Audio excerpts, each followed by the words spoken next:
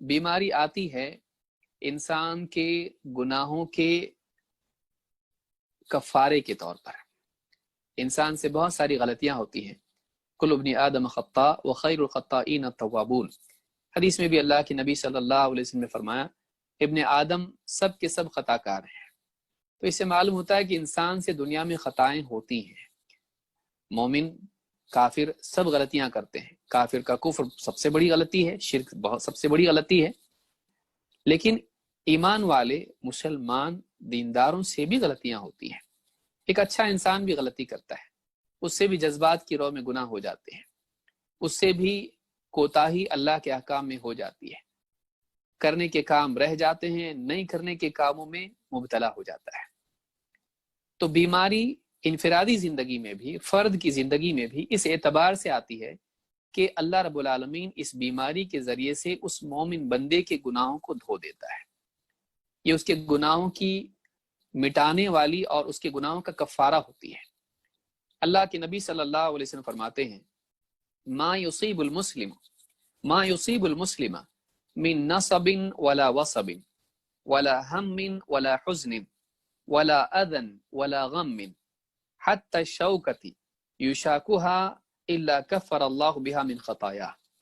امام البخاری نے کتاب المرضى میں اور امام مسلم نے البر والصلہ والآداب میں اس کو ذکر کیا ہے۔ یہ حدیث متفق علیہ ہے۔ کیا حدیث ہے؟ جس کسی مسلمان پر کوئی تھکن، نصب تھکن کی حالت آنا، تھک گیا آدمی، نڈھال ہو گیا، ایک دم کیپیسٹی زیادہ کام کرنے کی نہیں، تھک گیا، تھکن بھی تکلیف ہے۔ جب بھی کسی مسلمان پر، جس کسی مسلمان پر تھکن کی تکلیف اس کو ہوتی ہے، ولا وصب، ایسی بیماری، علماء کہتے ہیں وصب سے مراد ایسی بیماری ہے جو اس سے چمٹ جائے۔ تو ایسی بیماری آتی جو اس کو چھوڑ نہیں رہی ہے، لگاتار بیمار ہے، کئی سالوں سے بیمار ہے، کرونک النس جس کو کہتے ہیں۔ ولا وصب ولا ہم، یا کوئی فکر اس کو پیش آتی ہے، کل کیا ہوگا، معاش کا کیا ہوگا، لاک ڈاؤن ہے، فائنینشیل پرابلمس اتنے سارے ہیں، یا بیماری ہے، شفا ملے گی کہ نہیں۔ انسان کے دل میں مستقبل کے حالات کو سوچ کے، انجام کو سوچ کے اس کے دل میں فکر پیدا ہوتی ہے۔ تو جو بھی فکر اس پہ آتی ہے، ولا حزن، حزن کہتے ہیں ایسے غم کو جو کسی محبوب چیز کی مفارقت کی وجہ سے پیدا ہو۔ ایک انسان چاہتا ہے کہ کچھ ملے، وہ اس سے کھو گیا، اس کھوئی ہوئی چیز کا جو غم اس کو ہوتا ہے اس کو حزن کہتے ہیں۔ تو کہا کہ ولا حزن، اسی لیے یعقوب علیہ السلام کے بارے میں حزن کا لفظ ہے۔ ولا اذن، یا کوئی تکلیف ہے، یا کوئی تکلیف ہے، سر میں چوٹ آ گئی، کہیں گر گیا، کوئی اور پریشانی ہوئی، کسی نے کچھ سخت بات بول دی، کوئی بھی اذا ہو، زخم اس کو ہو گیا، یا کچھ دل میں زخم ہو، یا ہاتھ پاؤں میں زخم ہو، یا جسم میں زخم ہو۔ ولا اذن ولا غم، یا کوئی غم ہو۔ اسی لیے علماء نے کہا غم اور حزن میں عام اور خاص کا تعلق ہے۔ حزن اس چیز کو کہتے ہیں جس کا آدمی بہت مشتاق تھا لیکن اس سے کھو گئی، اور اس کی طلب اس کو ہے، اس کے نہ ہونے کی وجہ سے اس کو تکلیف ہو رہی ہے۔ اور غم کچھ بھی ہو سکتا ہے، کوئی آدمی، کوئی ایسی بات ہے جو اس کو دل دکھانے والی پیش آئی، کسی نے سخت بات بول دی، دل میں غم آ گیا۔ تو اس طرح کی ساری چیزیں جو غم والی ہوتی ہیں تو اس کو غم کہتے ہیں۔ آپ نے فرمایا حتی الشوکۃ یشاکوہا، یہاں تک کہ کوئی کانٹا بھی اس کو چبھتا ہے، پاؤں میں کانٹا چبھ گیا، یہ بھی تکلیف۔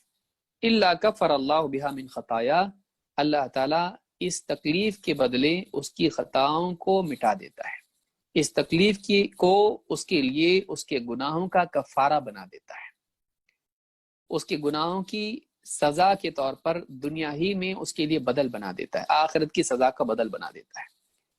تو گناہوں کے مٹانے کے لیے بھی اللہ تعالیٰ دنیا میں بیماری ڈالتا ہے، جیسا کہ حدیث میں آیا ولا وصب، ولا وصب کا لفظ یہاں پر حدیث میں ہم کو ملتا ہے، جس سے معلوم تھا کہ بیماری خاص طور سے ایسی بیماری جو مستقلاً انسان کی زندگی کا حصہ بن جائے، تو ایسی بیماریاں بھی اور عام بیماریاں بھی انسان کے لیے گناہوں کا کفارہ ہوتی ہیں۔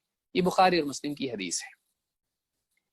اسی طرح سے اللہ کے نبی صلی اللہ علیہ وسلم نے فرمایا الحمى کیر من جہنم وہی نصیب المؤمن من النار۔ آپ نے فرمایا بخار، حمہ بخار کو کہتے ہیں، کیر من جہنم، یہ جہنم کی بھٹی ہے، اور فرمایا وہی نصیب المؤمن من النار، یہ مومن کے لیے جہنم کی آگ کا حصہ ہیں جو دنیا ہی میں اس کو دیا جاتا ہے. یعنی آخرت میں جہنم میں اللہ تعالیٰ عذاب دے، اس کی بجائے وہ جو تکلیف ہے، وہ جو یعنی اس کو آگ ہے، وہ جو اس کے لیے عذاب ہے، اللہ رب العالمین مومن کے ساتھ خیر کا معاملہ کرتے ہوئے آخرت میں جہنم کا عذاب دینے کی بجائے اس کو دنیا میں ہی بخار دے کے اس کو وہ عذاب اور وہ تکلیف دنیا ہی میں دے کے پاک کر دیتا ہے.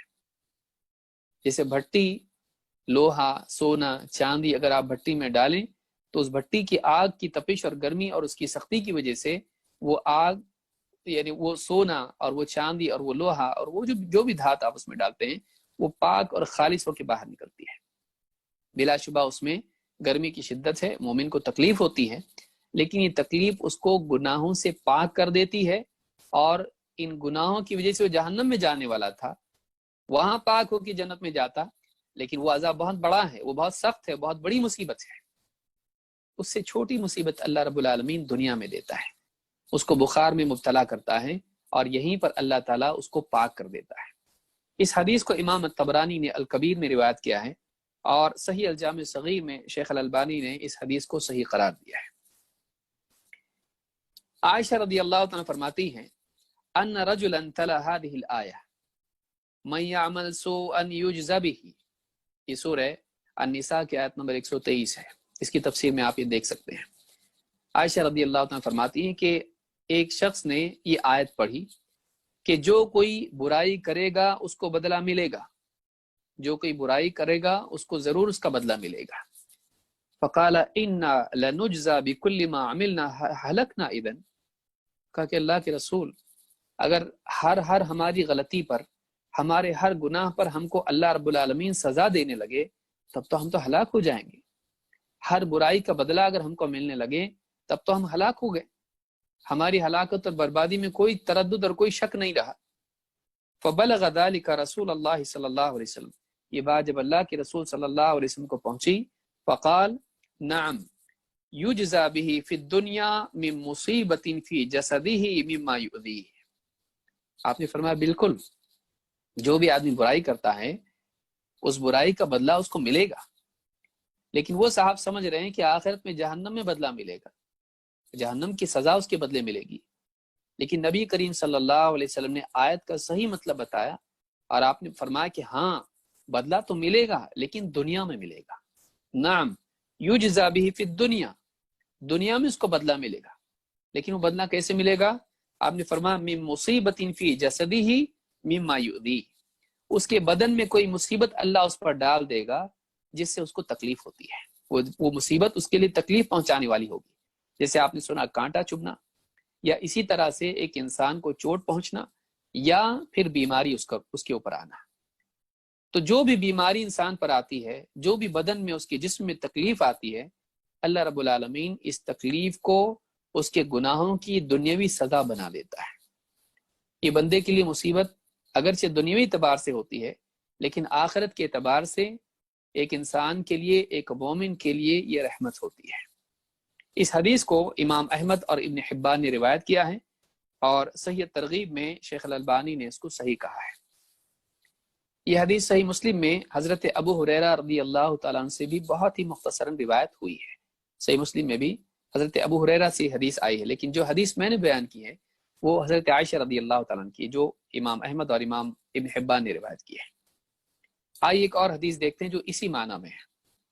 ابو بکر صدیق رضی اللہ تعالیٰ عنہ فرماتے ہیں کہ ان سے روایت فرماتے ہیں یا رسول اللہ کیف الصلاح بعد هذه الآیہ.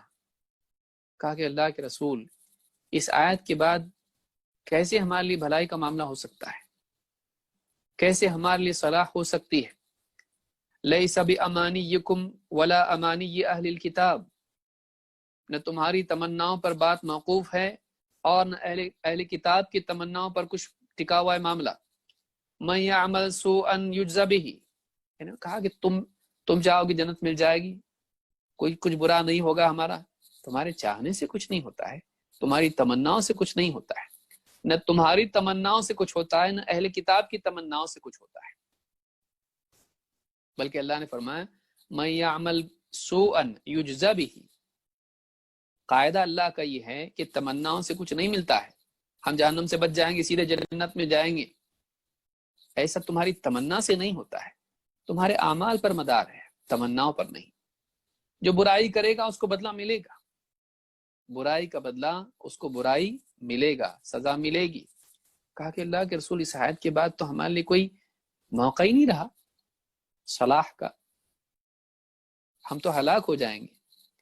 کہا وَكُلُّ شَيْءٍ عَمِلْنَا جُزِينَا بِهِ، کہا اللہ کے رسول جو بھی ہم سے عمل ہوا ہے، جو بھی برائی ہم سے ہوئی ہے، جو بھی غلطی کوتاہی ہم سے ہوئی ہے، کیا ہر چیز کی سزا ہم کو ملے گی، ہر گناہ کی سزا ہم کو ملے گی؟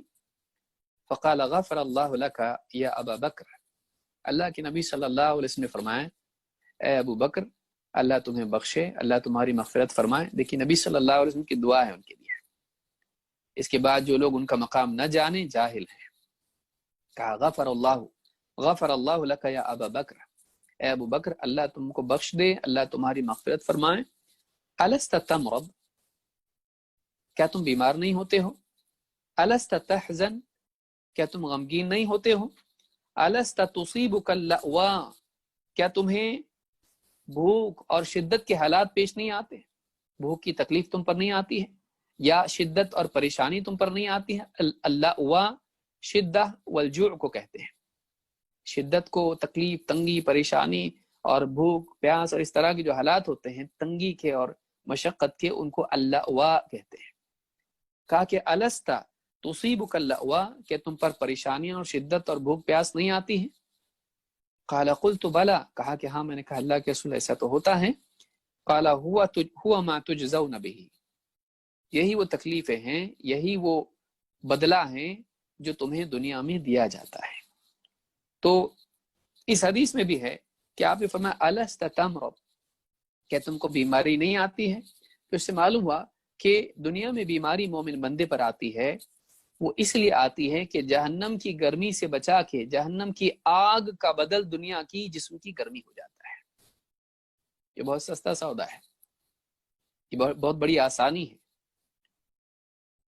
یہ ایسے ہے کہ پھانسی دینے کی بجائے پاؤں باندھ دیے جائیں ایک دن کے لیے، تو ایک آدمی کے لیے یعنی چھوٹی چیز ہے کہ کچھ وقت کے لیے اللہ رب العالمین بندے کو قید کر دے بیماری میں، اور اس کے بدن پر گرمی کی تکلیف اس کو محسوس ہو، بخار کی۔ یہ گرمی زیادہ بہتر ہے جہنم کی گرمی اور جہنم کی آگ سے۔ تو ابو بکر صدیق رضی اللہ تعالیٰ نے یہ پوچھا تو آپ نے بتایا کہ تم بیمار نہیں ہوتے ہو؟ یہی تو چیز ہے جو دنیا میں تم کو تمہاری غلطیوں کا بدلہ دے دیا جاتا ہے، یہ اللہ کی طرف سے بندے پر احسان ہوتا ہے۔ تو اس حدیث کو امام احمد اور ترمذی اور ابن حبان نے روایت کیا ہے، الفاظ ابن حبان کے ہیں، اور یعنی ابن حبان کی روایت کے ہیں، اور صحیح ترغیب میں شیخ الالبانی نے اس حدیث کو صحیح کہا ہے۔ تو یہ پہلی چیز ہوئی کہ جو بیماری کا سبب ہے، فرد پر یا سماج پر یا لوگوں پر جب بیماری آتی ہے، ایک گھر پورا بیمار ہو گیا تو کیوں ہوتا ہے ایسا؟ تو ایک سبب یہ ہوتا ہے کہ انسان سے جو غلطیاں ہوئی ہیں، جو گناہ اس سے ہوئے ہیں، اللہ رب العالمین ان گناہوں کا بدلہ اس کو دنیا میں دے دیتا ہے۔